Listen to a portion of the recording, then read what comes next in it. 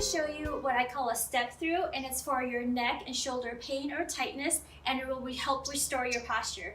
So the first step is I want you to find a wall or a pole that I have here, and I want you to stand about 2 to 3 inches away from it and 2 to 3 inches behind it. So about right there. And your hand, you're gonna have your hand palm up, and you're gonna have your thumb around your armpit area, and you're gonna be have your elbows out. So now you're gonna take a deep breath, relax, and then all you're gonna do is you're gonna take a small step, and as you're taking the step, you're gonna push with your palm in, and then you're gonna step back and then repeat, okay? So now I'm gonna show you from this angle.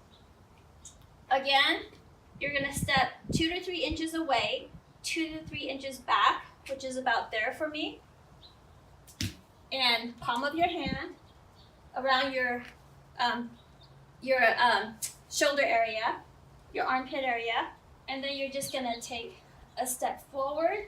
And as you take a step forward, you're gonna be pushing with your palms. So you're not gonna take a big step. It's gotta be a little step, and then you're gonna be pushing. A lot of people wanna tuck their elbows in. You wanna keep your elbows out and behind you. And it's really gonna be a squish of your shoulder blade. So I'm gonna show you from this angle too. 2 to 3 inches out, 2 to 3 inches back. If you don't feel it, you can always modify and scooch in a little bit. So again, thumb near your armpit area, push with your palm, and you're gonna step through, and you're gonna step through.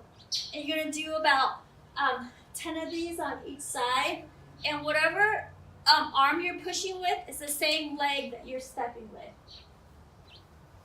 Super easy. And this may give you a pec stretch, but the goal of this is really to move your shoulder blade, which is back here. So you're gonna feel maybe a stretch behind here, and you're gonna feel a squish behind here maybe. And then you're gonna repeat. Maybe 2 to 3 sets, depending on how tight you are. You can always do an extra set on the tighter side.